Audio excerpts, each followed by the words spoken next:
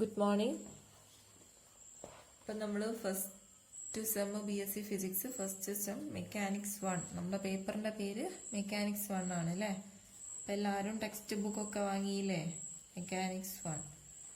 അപ്പം ഇത് ഒരുപാട് അങ്ങനെ മാത്തമാറ്റിക്കൽ എക്സ്പ്രഷൻസ് ഒന്നും ഇല്ലാതെ സിമ്പിൾ, പഠിക്കാൻ വളരെ എളുപ്പമാണ്, വളരെ സിമ്പിൾ ആയിട്ടുള്ളൊരു പേപ്പറാണ്. അതായത് നമ്മുടെ മെക്കാനിക്സ് എന്ന് പറയുന്ന ഒരു ബ്രാഞ്ചിന്റെ ഏറ്റവും ബേസിക് ആയിട്ടുള്ള ഇൻഫർമേഷൻസ്, മെക്കാനിക്സിന്റെ മാത്രമല്ല ഫിസിക്സിന്റെ തന്നെ ഏറ്റവും ബേസിക് ആയിട്ടുള്ള കുറെ കൺസെപ്റ്റുകൾ അടുക്കി വെച്ചിട്ടുള്ള ഒരു സിലബസ് ആണ് നമ്മുടെ ഈ പേപ്പർ ഫസ്റ്റിൻ്റെത്.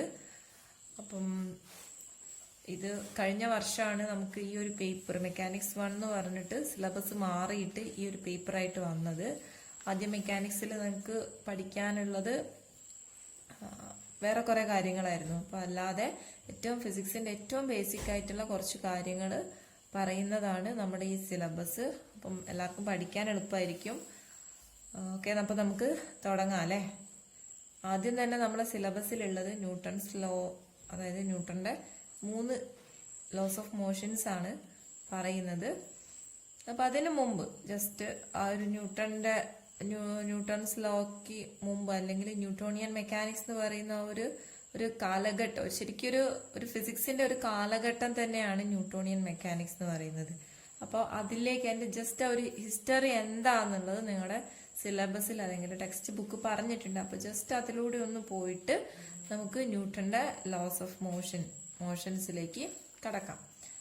സോ ഫസ്റ്റ് നമുക്കറിയാം, ഫിസിക്സിൽ ഏതൊരു കുഞ്ഞു കുട്ടിക്ക് പോലും പറയാൻ പറ്റുന്നതാണ് എന്ത്, ന്യൂട്ടന്റെ ഇക്വേഷൻസ് ഓഫ് മോഷൻ അല്ലേ.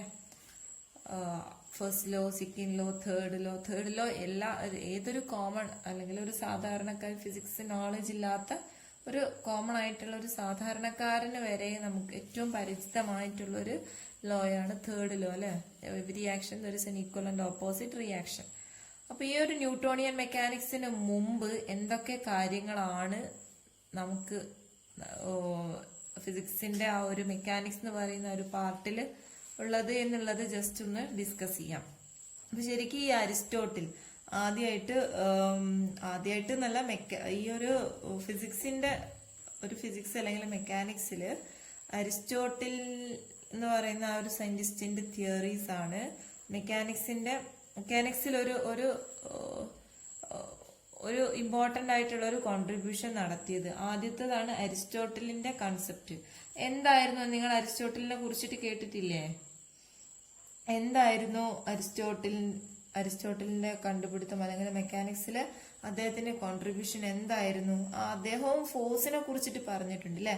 അദ്ദേഹം എന്ത് ചെയ്തിട്ടുണ്ട്, ഫോഴ്സിനെ കുറിച്ചിട്ട് പറഞ്ഞിട്ടുണ്ട്. അതേപോലെ ഏതൊരു ഒബ്ജക്റ്റും അതിന്റെ ആ ഒരു ഒബ്ജക്റ്റ് മൂവ് ചെയ്യണമെങ്കിൽ ഒരു ഫോഴ്സ് ആവശ്യമാണ് എന്ന് പറഞ്ഞു.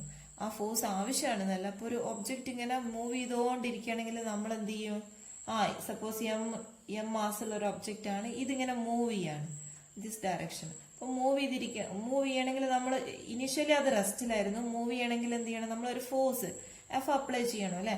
അങ്ങനെ ഒരു ഫോഴ്സ് അപ്ലൈ ചെയ്ത് കഴിഞ്ഞാൽ അത് അതിന്റെ മോഷനിൽ കണ്ടിന്യൂസ് ആയിട്ട് നമ്മൾ ഇങ്ങനെ ഈ ഫോഴ്സ് അപ്ലൈ ചെയ്തുകൊണ്ടേയിരിക്കണം. അങ്ങനെയാണെങ്കിൽ മാത്രമേ ആ ഒരു ഒബ്ജക്റ്റ് മൂവ് ചെയ്യൂ എന്നുള്ള കാര്യമാണ് അരിസ്റ്റോട്ടിൽ പറഞ്ഞത്. അപ്പോൾ ഒരു force to be continuously needed to maintain the motion of the object. നമ്മൾ ഫോഴ്സ് കണ്ടിന്യൂസ് ആയിട്ട് കൊടുക്കണം. എന്തിനു വേണ്ടിയിട്ട്? To maintain the motion of the object. ഈ ഒബ്ജക്റ്റ് മോഷനിൽ തന്നെ തുടരാൻ വേണ്ടിയിട്ട്, കണ്ടിന്യൂ ചെയ്യാൻ വേണ്ടിയിട്ട് നമ്മൾ എന്ത് ചെയ്യണം, ഒരു ഫോഴ്സ് എപ്പോഴും നമ്മൾ ഇങ്ങനെ അപ്ലൈ ചെയ്തുകൊണ്ടിരിക്കണം എന്നാണ് അരിസ്റ്റോട്ടലിന്റെ കൺസെപ്റ്റ്. അപ്പൊ അതായിരുന്നു അതുവരെയുള്ള ഒരു ഫിസിക്സിന്റെ മെക്കാനിക്സ് എന്ന് പറയുന്ന ആ ഒരു കേസിൽ ഇതായിരുന്നു. അതിനുശേഷമാണ് അരിസ്റ്റോട്ടലിന് ശേഷമാണ് നമ്മുടെ ന്യൂട്ടൺ വരുന്നത്. അപ്പൊ ന്യൂട്ടന്റെ എന്തൊക്കെ കോൺട്രിബ്യൂഷൻസ് ആണ് നിങ്ങൾക്ക് അറിയാം. ഒന്ന് 3 ഇക്വേഷൻസ് ഓഫ് മോഷൻ അല്ലെ. Equation of motion, what are the equations of motion? S equal to ut plus half at square അല്ലെ. പിന്നെ ഏതായിരുന്നു? v square equal to u square plus 2as V is equal to u plus at. This is the equation of motion അല്ലെ. മോഷനെ relate ചെയ്തിട്ടുള്ള equations ആണ്. അപ്പൊ നിങ്ങൾ നോക്ക്, ഇത് എത്ര ബ്യൂട്ടിഫുൾ ആയിട്ടാണ് ഈ ഇക്വേഷൻസിൽ ഓരോ കാര്യവും പറഞ്ഞിട്ടുള്ളത്. നമുക്ക് ടി ഒരു ടൈമും അതിന്റെ വെലോസിറ്റിയും അറിയാമെങ്കിൽ ആഫ്റ്റർ എ ടി സെക്കൻഡ് നമ്മൾ എവിടെയായിരിക്കും എന്നുള്ളത് നമ്മളെ പൊസിഷൻ അറിയാം അല്ലെ, എസ് അറിയാം, അതുപോലെ നമ്മുടെ വെലോസിറ്റി എന്തായിരിക്കും എന്നൊക്കെ ഈ ഇക്വേഷൻ വെച്ചിട്ട് കണ്ടുപിടിക്കാൻ പറ്റും. അതുപോലെ ഇതിനേക്കാളും വെരി ഫേമസ് ആയിട്ടുള്ള 3 ലോസ് അല്ലെ, ഇക്വേഷൻസ് ഓഫ് മോഷൻസ് ഉണ്ട്. Then laws related to motion, laws of motion ഉണ്ട് അല്ലെ. സെക്കൻഡ് കോൺട്രിബ്യൂഷൻ ആണ് എന്ത്, ലോസ് ഓഫ് മോഷൻ, ചലന നിയമങ്ങൾ. മോഷനുമായി ബന്ധപ്പെട്ട് ബേസിക്കലി 3 ചലന നിയമങ്ങളാണ്, ലോസ് ഓഫ് മോഷൻസ് ആണ് ന്യൂട്ടന്റേതായിട്ടുള്ളത്. Then +1 universal law of gravitation അല്ലെ. അപ്പൊ 3 ലോസ് ഓഫ് മോഷൻസ് പ്ലസ് എന്താണ് 1 യൂണിവേഴ്സൽ ലോ അല്ലെ, universal law of gravitation, universal law of gravitation.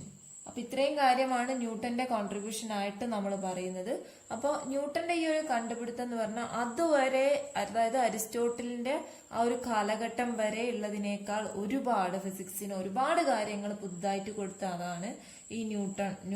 അതുകൊണ്ട് തന്നെ ശരിക്കും മെക്കാനിക്സ് എന്ന് പറയുന്ന ഒരു ബ്രാഞ്ചില് ഒരു അത്ഭുതകരമായിട്ടുള്ള ഒരു മാറ്റം കൊണ്ടുവരാൻ വേണ്ടിയിട്ട് ന്യൂട്ടണ് കഴിഞ്ഞിട്ടുണ്ട്. നോക്ക് നിങ്ങൾ എത്ര കോൺട്രിബ്യൂഷൻസ് ആണ്, 3 + 1 4 ലോസ് തന്നെ മെക്കാനിക്സിൽ വന്നു. അതുപോലെ ഇക്വേഷൻസ് അല്ലെ. അപ്പൊ ആ ഒരു അതുവരെ മെക്കാനിക്സിൽ അല്ലെങ്കിൽ ഫിസിക്സിൽ നമ്മൾ ഉപയോഗിച്ചു പോന്നിരുന്നതിനേക്കാൾ കൂടുതൽ നമുക്ക് പല കാര്യങ്ങളും എക്സ്പ്ലെയിൻ ചെയ്യാനും കൂടെ ഈ ന്യൂട്ടന്റെ ലോസ് വെച്ചിട്ട് നമുക്ക് കഴിഞ്ഞു. അതുകൊണ്ട് തന്നെ നമ്മൾ ഈ ഒരു കാലഘട്ടത്തെ, അദ്ദേഹത്തിന്റെ ആ ഒരു കാലഘട്ടത്തെ ന്യൂട്ടോണിയൻ മെക്കാനിക്സ് തന്നെ വേറൊരു പേരായിട്ട് തന്നെ പറഞ്ഞിരുന്നു. ഈ ന്യൂട്ടന്റെ ലോസ് എന്ന് പറഞ്ഞാല് പലപ്പോഴും നമ്മളെ സെലസ്റ്റിയൽ ബോഡീസ് അല്ലെങ്കിൽ അസ്ട്രോണമിക്കൽ ഫിനോമിനാസ്, പല അസ്ട്രോണമിക്കൽ ഫിനോമിനാസും നമുക്ക് ക്ലിയർ ആയിട്ട് എക്സ്പ്ലെയിൻ ചെയ്യാന് ഈ ന്യൂട്ടന്റെ ഈ ലോസ് വെച്ചിട്ട് നമുക്ക് കഴിഞ്ഞിട്ടുണ്ട്, ഇപ്പോഴും കഴിയുന്നുണ്ട്. അതാണ് ഇതിന്റെ ഹൈലൈറ്റ്. കാരണം ഇപ്പോഴും ന്യൂട്ടന്റെ ലോ എന്ന് പറയുന്നത് അത് ഒബേ ചെയ്യുന്നുണ്ട് എന്നുള്ളതാണ് നമ്മൾ കാണുന്നത്. പിന്നെ ചില എക്സെപ്ഷൻസ് ഒക്കെ ഉണ്ട്, അത് നമുക്ക് പറഞ്ഞു വരാം. അപ്പോൾ ന്യൂട്ടന്റെ അതുവരെയുള്ള കണ്ടുപിടുത്തത്തിൽ ന്യൂട്ടോണിയൻ മെക്കാനിക്സ് നമ്മുടെ ഈ എവറിഡേ ലൈഫുമായിട്ട് റിലേറ്റ് ചെയ്തിട്ടുള്ള ഫിനോമിനാസ്, ഒരുപാട് ഫിനോമിനാസ് എക്സ്പ്ലെയിൻ ചെയ്യാനും ഒക്കെ ന്യൂട്ടണ് പറ്റിയിട്ടുണ്ട്. അതിനുശേഷമാണ് ന്യൂട്ടോണിയൻ മെക്കാനിക്സിന് ശേഷമാണ്, നിങ്ങൾ കേട്ടിട്ടുണ്ടോന്ന് അറിയില്ല, 2 പേര്, അതായത് ലഗ്രാഞ്ചും ഹാമിൽട്ടണും ലഗ്രാഞ്ച് എന്ന് പറയുന്ന ലഗ്രാഞ്ച് ഹാമിൽട്ടൺ നിങ്ങൾക്ക് മെക്കാനിക്സ് തന്നെ പഠിക്കാനുണ്ട്. Lagrangian equation, Hamiltonian, what is Lagrangian, what is Hamiltonian, ഇതൊക്കെ നമ്മൾ, വാട്ട് ഈസ് ജനറലൈസ്ഡ് കോർഡിനേറ്റ്, ഇതൊക്കെ നമുക്ക് ഇനി അങ്ങോട്ട് പഠിക്കാനുണ്ട്. അപ്പം ഈ ലഗ്രാഞ്ച് ഹാമിൽട്ടോണിയൻ എന്നൊക്കെ പറഞ്ഞ് ഇവരുടെ ഈ ഒരു കോൺട്രിബ്യൂഷൻ എന്ന് പറഞ്ഞാൽ ഈ ന്യൂട്ടോണിയൻ മെക്കാനിക്സിന് ശേഷം അടുത്തതായിട്ട് ഒരു മെക്കാനിക്സ് എന്ന് പറഞ്ഞ ഈ ഒരു ബ്രാഞ്ചിൽ കുറച്ച് ഇമ്പോർട്ടന്റ് ആയിട്ടുള്ള കോൺട്രിബ്യൂഷൻ നടത്തിയവരാണ് ലഗ്രാഞ്ചും ഹാമിൽട്ടോണിയൻ. ഈ ഹാമിൽട്ടൺ എന്ന് പറഞ്ഞാൽ ശരിക്കും ഈ സയന്റിസ്റ്റ് ആണ്, ഈ പേര് സയന്റിസ്റ്റിന്റെ ആണ്. അപ്പൊ H = Hamiltonian = T+V, that is kinetic energy plus potential energy എന്നൊക്കെ നമുക്ക് ഇനിയുള്ള ക്ലാസ്സുകളിൽ പഠിക്കാനുണ്ട്. ഓക്കെ, അപ്പം ഇവരെ കൊണ്ടുവന്നത് ഇപ്പൊ നമുക്കറിയാം newton most of the cases അല്ലെങ്കിൽ almost all the cases Newton used the concept of force. Newton എന്താണ് ഫോഴ്സ് എന്ന് പറയുന്ന കോൺസെപ്റ്റ് ആണ് കൂടുതലായിട്ട് ഉപയോഗിച്ചത്. But when we using this force we have some limitations. That is we know that force is a vector quantity അല്ലെ. Force ഒരു vector quantity ആണ് അല്ലെ. What you mean by a vector quantity? അപ്പൊ നിങ്ങളെ +2 ക്ലാസ്സുകളിലൊക്കെ വെക്ടർ ക്വാണ്ടിറ്റി എന്താണെന്ന് പഠിച്ചിട്ടുണ്ട് അല്ലെ. So the vector quantity, any physical quantity, vector quantity, It may be a physical quantity or it is a physical quantity. അതൊരു എന്താണ് physical quantity ആണ്. Then this physical quantity have both magnitude and direction. So vector quantity is a physical quantity. It have both magnitude and direction. So when we dealing with these vectors, we should consider the direction and magnitude. നമ്മൾ എന്ത് ചെയ്യണം vectors നമ്മൾ കൈകാര്യം ചെയ്യുന്ന സമയത്ത് നമ്മൾ എന്ത് ചെയ്യണം ആ മാഗ്നിറ്റ്യൂഡും ഡയറക്ഷനും ഒരുപോലെ കൺസിഡർ ചെയ്യണം. അതാണ് നമ്മൾ ഈ ഫോഴ്സ് വെച്ചിട്ട് കാര്യങ്ങൾ ചെയ്തു കഴിഞ്ഞാലുള്ള ഒരു limitation. So instead of this force Lagrange and Hamilton use energy. അപ്പൊ ഈ ഫോഴ്സിന് പകരം എന്താണ് എനർജി എന്ന് പറയുന്ന ടേം ആണ്, അല്ലെങ്കിൽ എനർജി വെച്ചിട്ടാണ് പല കാര്യങ്ങളും ലഗ്രാഞ്ചും ഹാമിൽട്ടണും എക്സ്പ്ലെയിൻ ചെയ്തത്. So why they use energy? Because energy is A scalar function. Energy എന്താണ്? ഒരു സ്കേലാർ ഫംഗ്ഷൻ ആണ്. So it have only magnitude, there is no direction. So when we dealing with this energy, we cannot not consider any direction. We can just add these energies without any complications. But when we dealing with these vectors, we should consider just suppose we want to add two forces, that is F1 and F2. So we should consider the magnitude and direction. If this suppose F1 is in this direction and F2 is in the opposite direction, so when we add this F1 plus F2, which is equal to, that is something, actually this is equal to F1 minus F2, because this when we consider this F1 is considered, this is our positive direction. So F1 is positive but F2 is negative. So actually by adding these two vectors, actually we subtract these two vectors. That is F2 is in opposite direction to that of F1. So this is, so when we dealing with more and more vectors, so suppose we have 10 forces, that is F1, F2, F3, etc., Fn. So we must consider all the directions and magnitude. So it is a difficult task. So then when we using this energy, we only consider magnitude. So we can add 10, 20, 50, 100 or any number of energies in a simple manner. So that is why the Lagrange and Hamilton use to explain many phenomena by using this energy. Okay, so now this is our so we go to our next step, that is this Lagrange and Hamilton, which they gave many information regarding that is the Hamiltonian. H is equal to total energy, that is T plus V, that is kinetic energy plus potential energy, and this is Hamilton, then Hamiltonian. This Lagrangian means T minus V, that is kinetic energy minus potential energy of the system. And they introduce new terms like generalized coordinate. അപ്പോൾ അവരെന്ത് ചെയ്തു, generalized coordinate, that is Q1, Q2, Q dot അങ്ങനെ പറഞ്ഞിട്ടുള്ള, അപ്പോൾ അതൊക്കെ നമുക്ക് later ഇനിയുള്ള ക്ലാസ്സുകളിൽ പഠിക്കാം. ദെൻ ഇതിന് ശേഷമാണ് after Lagrange and Hamilton, Einstein, A famous scientist, Einstein propose. Then അടുത്തതാണ് ഐൻസ്റ്റീന്റെ കോൺട്രിബ്യൂഷൻ ആണ്. ഇതിന് ശേഷം ഒരു റിമാർക്കബിൾ ആയിട്ടുള്ള കോൺട്രിബ്യൂഷൻസ് മെക്കാനിക്സിൽ നടത്തിയത് ഐൻസ്റ്റീൻ ആണ്. And this Einstein contributions are, first one is special theory of relativity. Special theory of relativity. Special theory of relativity. Then after that he then proposed general theory of relativity. So in special theory of relativity, actually Newtonian mechanics or Newton's equations, laws of motions can explain the world of macroscopic world in a very accurate manner. എന്താ പറഞ്ഞത്?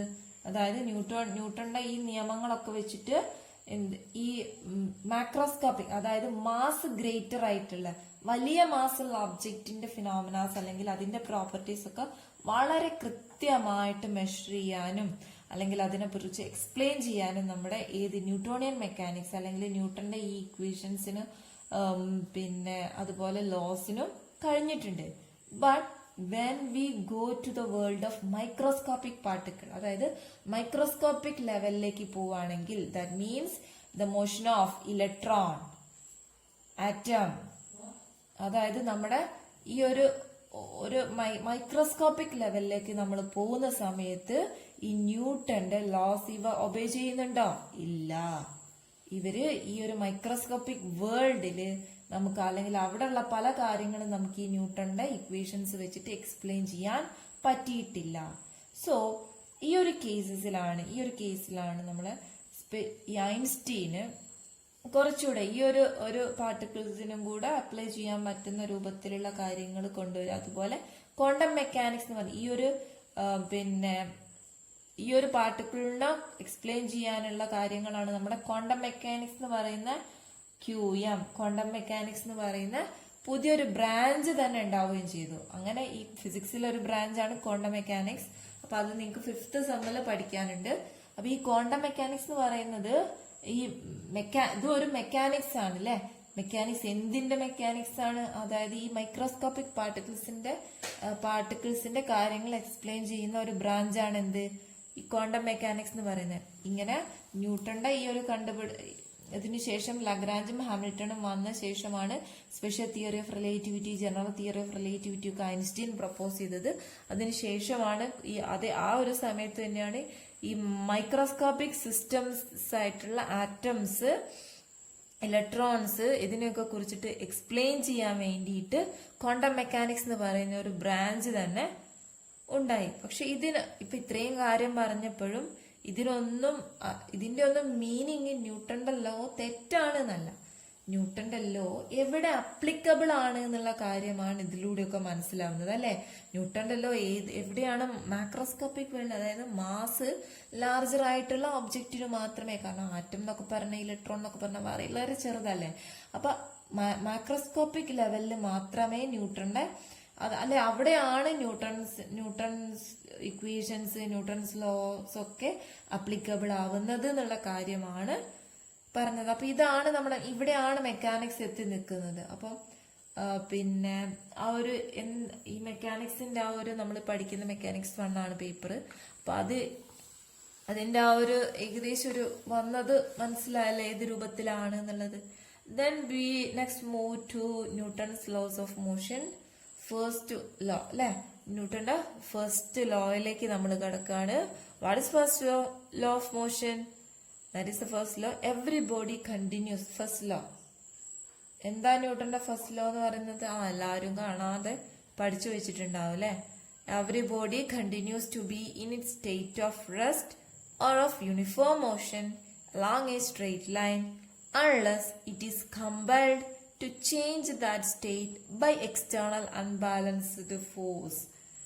Okay, അപ്പൊ ഈ ഒരു sentence നിങ്ങൾക്ക് വളരെ പരിചയമാണ് അല്ലെ. നിങ്ങൾ ഏത് ഉറക്കത്ത് ചോദിച്ചാലും പറയൂലേ എന്താ ന്യൂട്ടന്റെ ഫസ്റ്റ് ലോ എന്ന് പറഞ്ഞാൽ. ഇനി നമുക്ക് ഇതിന്റെ ഓരോ ഭാഗവും എടുത്ത് പരിശോധിച്ച് നോക്കാം എന്താണ് ഈ ന്യൂട്ടന്റെ ഫസ്റ്റ് ലോയിൽ പറയുന്നത് അല്ലെ.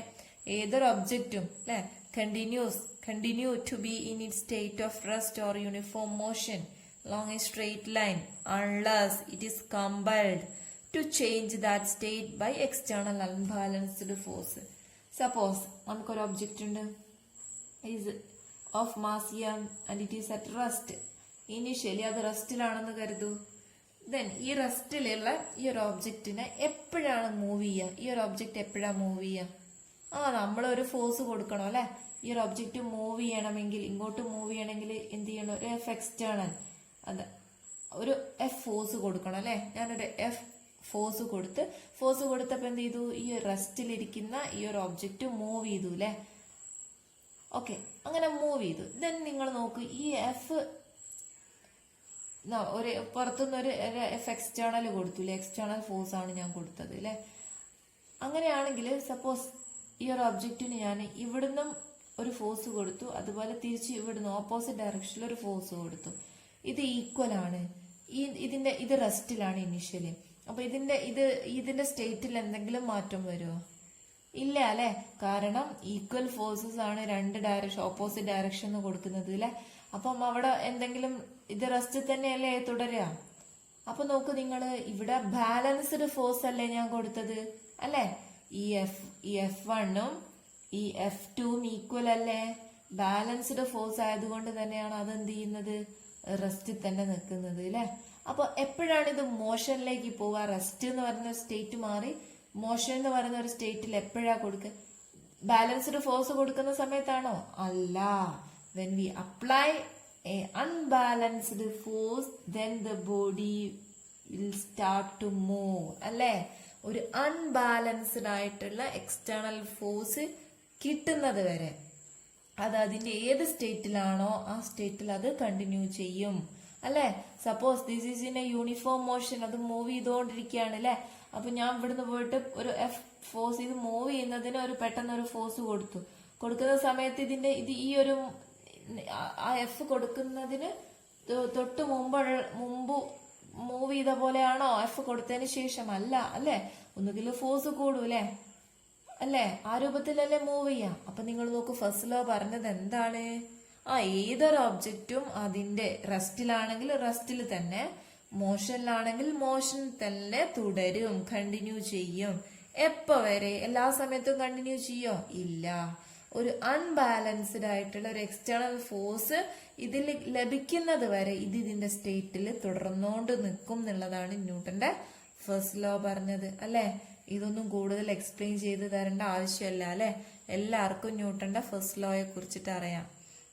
അപ്പൊ ഈ ന്യൂട്ടന്റെ ഫസ്റ്റ് ലോ എന്ന് പറഞ്ഞു കഴിഞ്ഞാല് അതിന്റെ ഒരു പാർട്ട്, അതായത് some part of this Newton's first law are based on the experimental facts and some parts of these laws are related to the observations. ചില കാര്യങ്ങളൊക്കെ നമ്മൾ ഒബ്സർവേഷൻസിലൂടെയാണ്. അപ്പൊ ഇതിന്റെ രണ്ടിന്റെയും കൂടി ഒരു കോമ്പിനേഷൻ ആണ് ശരിക്കും ന്യൂട്ടന്റെ ഫസ്റ്റ് ലോ എന്ന് പറയുന്നത്.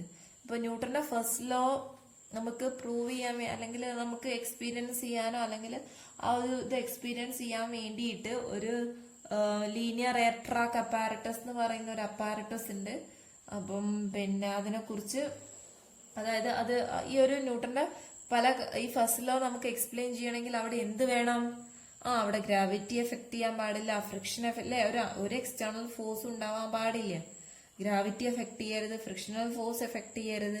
അപ്പൊ ഇത്തരത്തിലുള്ള ഒരു കണ്ടീഷൻ നമ്മൾ ആർട്ടിഫിഷ്യൽ ആയിട്ട് ഉണ്ടാക്കിയെടുക്കുന്നുണ്ട്. അപ്പൊ അതാണ് ഈ ലീനിയർ എയർ ട്രാക്ക് അപ്പാരറ്റസ് എന്ന് പറയുന്ന ഒരു അപ്പാരറ്റസ്. ഈ ലീനിയർ എയർ ട്രാക്ക് അപ്പാരറ്റസിലൂടെ നമുക്ക് എന്ത് ചെയ്യാൻ പറ്റൂ? നമ്മുടെ പിന്നെ ഈ ഒരു ന്യൂട്ടന്റെ ഫസ്റ്റ് ലോ നമുക്ക് കൃത്യമായിട്ട് പറയാൻ പറ്റും. അപ്പൊ അതെന്താന്നുള്ളത് നമുക്ക് നെക്സ്റ്റ് ക്ലാസ്സിൽ ഡിസ്കസ് ചെയ്യാം. അപ്പൊ ഇത്രയും ഡൗട്ട് ഒന്നും ഇല്ലല്ലോ, ഇത്രയും കാര്യം ക്ലിയർ ആയി എന്ന് കരുതുന്നു. Okay, thank you.